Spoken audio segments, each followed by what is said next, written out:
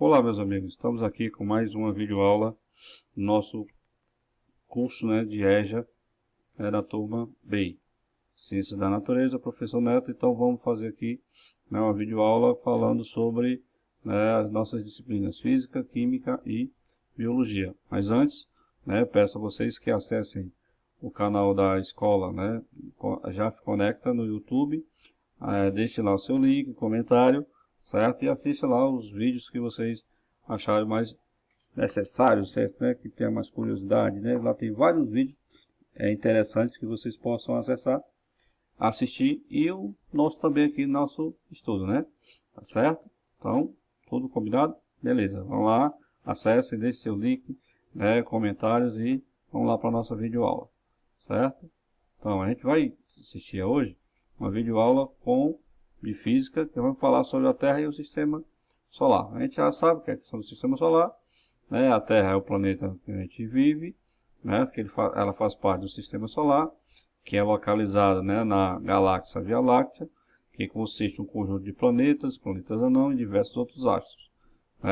Aí esses astros do universo são os asteroides, meteoros, cometas e outros, que tem. Que o centro, desse sistema é o Sol, que é a estrela central, tá certo? Beleza, esse sistema solar, ele se formou há vários anos atrás, ou seja, há 4,7 bilhões de anos. Contudo, tem muito ainda questionado essa questão dessa origem, Mas, segundo os cientistas, estão aceitando agora, a teoria da nebulosa solar, que diz, que foi originado daquela questão da explosão e assim por diante, que a gente já viu, em algumas aulas passadas aí, tá certo? Mas, vamos lá, para a gente ver a questão, do sistema solar, existe uma definição entre planeta e planeta anão, certo? O planeta é um corpo celeste que está em órbita ao redor do Sol. Tem massa suficiente para a sua autogravidade relacionada com as forças de corpo rígido, e permite que ele assuma uma forma de equilíbrio hidrostático, ou seja, forma arredondada, e tem limpa a sua vizinhança ao longo de sua órbita. Já o planeta anão é também um corpo celestial, certo? Que está em órbita ao redor do Sol, tem massa suficiente para sua autogravidade, tá certo? Tem a forma em equilíbrio hidrostático também, mas uma diferença, básica é justamente o quê? Que a questão do planeta, ele tem limpa a sua vizinhança. Já o planeta anão, ele não tem limpa a sua vizinhança. Então é isso que diferencia o planeta anão de um planeta normal, tá certo? Então, guarde bem essa informação aí. E dando prosseguimento, a gente vê o que? Aí existe a questão dos outros, componentes, que são os asteroides, Tem também a questão dos cometas, tá certo? Que são corpos, que tem, também do sistema solar, tá certo? Tem também a questão dos meteoros, certo? Aí os meteoritos, tá certo? Então, o que acontece? Todos esses componentes aqui estão, que formam o sistema solar, O nosso sistema solar, que tem como centro o Sol. E esses outros corpos celestiais, ou corpos que compõem, estão tudo ao redor do Sol, tá certo? Aí a gente vê aqui, um esquema aqui bastante interessante do sistema solar. Aí a gente tem aqui a questão do Sol, tá certo? Ele diz aqui, que a origem foi formado, há cerca de 4,7 bilhões de anos, tá certo? Aí tem os astros do sistema solar, composto por 8 planetas, sendo 4, constituídos por rochas, e 4 jovenianos, constituídos por gases, 5 planetas anões, asteroides, cometas, meteoros e satélites, certo? Mas a organização a gente vê aqui, Aí, o Sol, o mais próximo do Sol é o Mercúrio, o planeta mais próximo do Sol, Temos depois do Mercúrio, Vênus, tá certo? E o terceiro, é a Terra, no qual a gente vive, Aí vem a questão de Marte, Júpiter, Saturno, Urano, Netuno, certo? E o Plutão não é mais considerado um planeta, sendo agora classificado como planeta não. Por quê? Porque ele se encaixa naquela definição que nós acabamos de ver, que não tem a sua vizinhança limpa, tá certo? Então, beleza aí sobre o sistema solar? Show, Parabéns. Vamos agora ver um pouco da questão da química, que é nós vamos falar sobre a estrutura da matéria, certo? A estrutura da matéria, como a gente já sabe, toda matéria, né, ela é formada de quê? De átomo. Então a gente vai ver a questão de quê? Que os átomos, né, que a estrutura atômica é composta por 3 partículas fundamentais. Quais são elas? Prótons, que são as partículas positivas, certo? Temos os nêutrons, que são partículas neutras, e os elétrons, que são partículas negativas. Não esqueçam mais disso aí, certo? Aí toda a matéria é formada de átomos, sendo que cada elemento possui átomos diferentes. A gente já viu até quando a gente viu a tabela periódica, lembra? Que a gente viu na questão dos elementos químicos. A eletricidade chega às nossas casas através de fios e da movimentação de partículas negativas que fazem parte dos elétrons, que circulam pelos fios. É interessante a gente saber que a eletricidade é através dos elétrons. Né? No núcleo de um átomo estão os prótons e os nêutrons.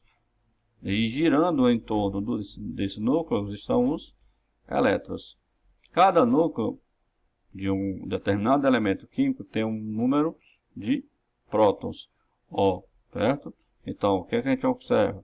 Tem o mesmo número de prótons, certo? Vamos lá, prosseguindo aqui o nosso estudo. Esse número define o número atômico, que é um elemento, o número atômico é um elemento, determina sua posição na tabela periódica, que a gente viu lá, né, na tabela periódica, que está sempre organizada através do número atômico, ok? Dando prosseguimento, a gente viu o quê? Que os prótons é uma partícula fundamental, certo? Com o nêutron forma todos os núcleos atômicos, exceto o hidrogênio, porque o hidrogênio só tem, né, a questão de um próton, onde o núcleo é formado por um único prótons. Né? A massa do átomo é a soma das massas dos prótons e dos nêutrons, tá certo? E a massa do elétron é muito pequena. Certo? É o quê? De uma massa do próton dividido por esse número aqui bastante significativo, né? E essa massa do elétron não é considerada. Por isso que a massa do átomo, você pega a massa dos prótons e soma com a massa dos nêutrons. A massa do átomo é representada pela letra A. O que caracteriza um elemento químico é o número de prótons do átomo, conhecido como número atômico do elemento. E é representado, né, o número atômico é representado pela letra Z. O número de massa pela letra A massa do átomo, certo? Que é o que? Para você determinar essa massa, o que? Você vai pegar, vai somar o número atômico, Z, com o número de nêutrons. Aí você o que? Ou seja, A é igual a Z mais N. Ok? A questão dos nêutrons são partículas neutras, que fazem parte da estrutura atômica dos átomos, juntamente com os prótons. Ele tem massa, mas não tem carga, por isso que é chamado de nêutron. A massa é muito parecida com a do próton. O nêutron se localiza na porção central do átomo, ou seja, do núcleo. Então, no núcleo do átomo, nós temos os prótons e os nêutrons. Para se calcular a quantidade de nêutrons de um átomo, certo? Basta fazer a subtração entre o número de massa e o número eletrônico, ou seja, o número atômico, né? Número atômico Z. Aí você pega o quê? N, que é o número de nêutron, igual a A, que é o número de massa, menos o número atômico Z. Certo? Aí você encontra o número de nêutrons. Já os elétrons é também uma partícula, né, que circula o núcleo atômico, sendo responsável pela criação dos campos elétricos. Aí nós temos que um próton, né, na sua presença, se repele ao mesmo que ocorre com os elétrons. É o que acontece, né, quando a gente vai fazer da questão das cargas elétricas, né? A carga elétrica do próton é positiva, a carga do elétron é o que? Negativa, certo? Os elétrons dos átomos giram em órbitas específicas e de níveis energéticos bem definidos. Isso aqui a gente vai ver depois que a gente for falar, né, sobre a questão das distribuições eletrônicas, tá certo? Mas é importante que você saiba que os elétrons eles, né, estão, né, ao redor do núcleo, certo? Nessa representação você vê bem direitinho, ó. Os elétrons, né, tá representado, né, de verde, certo? Os prótons de azul, certo? E os nêutrons de vermelho. Aí você observa bem a questão do núcleo e da eletrosfera, tá certo? Que é onde se encontram os elétrons. Show? Na parte de química. Vamos ver aqui a questão, né, do quadro resumo, né? Aí aqui você quer ver o quê? Nesse resumo aqui você vê os prótons têm carga positiva, os nêutrons não têm carga, né? Os elétrons têm carga negativa, o número atômico é o número de prótons, a massa é a soma dos prótons mais os nêutrons. Essa parte aqui dos isótopos, isóbaros e isótonos, a gente vai ver nas próximas aulas. Ok? Valeu! Vamos agora para a biologia. Na biologia, nós vamos ver os efeitos da ação humana sobre o ambiente, né?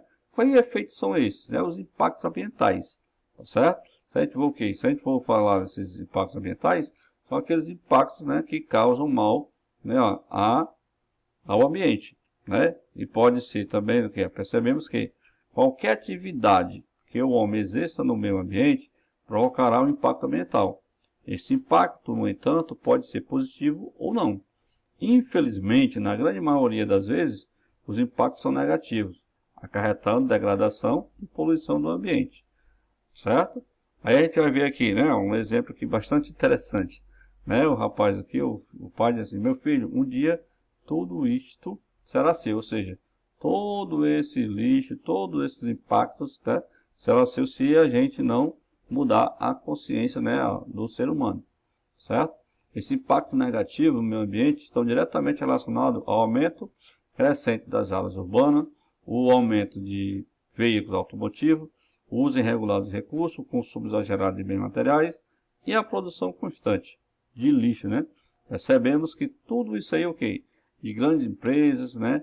E que com pequenas atitudes, né, a gente pode mudar isso aí. Depende muito da gente, certo? Dentre os principais impactos ambientais negativos causados pelo homem, podemos citar o quê? Diminuição dos mananciais, certo? Extinção de espécies, inundações, erosões, poluição, mudanças climáticas, destruição da camada de ozônio, chuva ácida, agravamento do efeito estufa e destruição de habitats. Isso acarreta, consequentemente, o aumento de do número de doenças na população e em outros seres vivos, que afeta a qualidade de vida, certo? Então é muito importante que a gente, né, nos conscientize que temos que mudar, né, esse ambiente da questão da sustentabilidade, certo? Vale destacar que os impactos ambientais positivos, apesar de ocorrerem em menor quantidade, também acontecem. Ao construir uma área de proteção, certo? Você está fazendo, né, uma coisa boa, mas vai também afetar a população que está ali, né, vivendo naquela região, tá certo? Então tudo isso aí é o que? São impactos, né, ambientais causados, né, pela questão do homem, tá certo? A gente viu o que? Mas o que? Vale ressaltar o seguinte: você também pode ajudar a diminuir impactos ambientais negativos. Aí, ó, algumas sugestões, né, que a gente coloca aqui: economize água, certo? Evite o consumo exagerado de energia.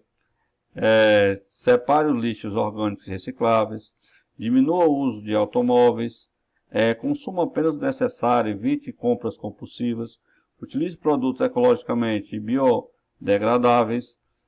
Tudo isso aí pode fazer, né, ou seja, tendo essas pequenas atitudes, nós podemos mudar a situação, né? Aí vale aqui, ó, com atitudes simples, podemos diminuir nossos efeitos no meio ambiente, certo? Então a gente pede para que você pense nisso, certo? E pense bem, porque ó, esses três grandes espaços aqui, o espaço ecológico, social e econômico, né, estão todos interagindo, né, um com o outro. E o que está em destaque aqui, ó, que é o sustentável, é o que a gente deve fazer, ou seja, né, preservar, né, para não faltar. Essa é a lição que a gente deve deixar para os nossos filhos, tá certo? Muito obrigado, até a próxima e acessem lá o canal, assistam às videoaulas, que tudo que nós passamos aqui é para a melhoria da aprendizagem de vocês. Ok? Valeu, obrigado e até a próxima.